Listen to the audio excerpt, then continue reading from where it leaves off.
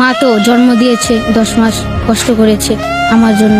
ছোটবেলায় এমন হয়েছে যে আমাকে মাদ্রাসায় পড়ানোর জন্য বাড়ি বাড়ি যে কাজ করে আমার আর আমার বোনকে পড়াইছে।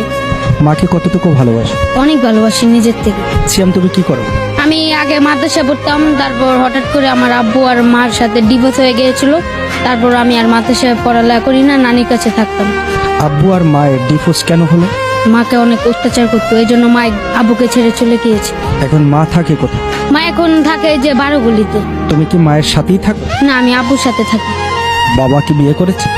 হ্যাঁ করেছিল, যে মহিলাকে বিয়ে করেছে তার একটা স্বামী আছে, ওই স্বামীর কাছে আবার চলে গিয়েছে। বাবাকে কি প্রশ্ন করেছো কখনো যে আমার মাকে কেন ছেড়ে দিলা?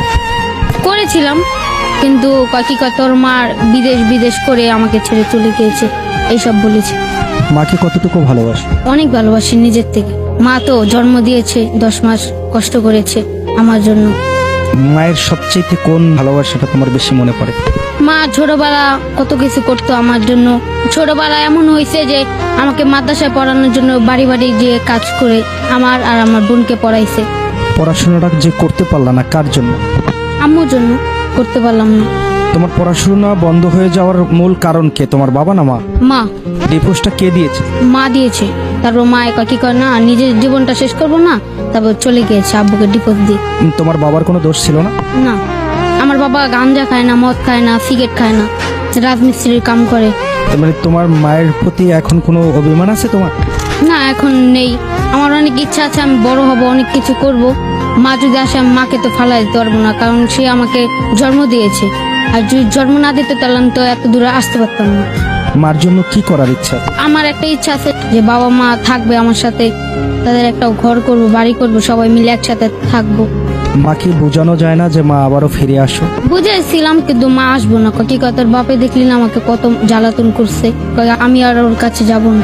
বাবাকে কি বলেছো যে বাবা এখন ভালো হয়ে যাও, মাকে জ্বালাতন করো না? হ্যাঁ, বাবাকে বলছিলাম, বাবা আনতে গেছে, মা আসে না, বলছে যা তোর ভাত খাবো না। মা যদি এই না চলে যদি না গেতো তাহলে এখন আমি পড়ালেখাটাও করতে পারতাম।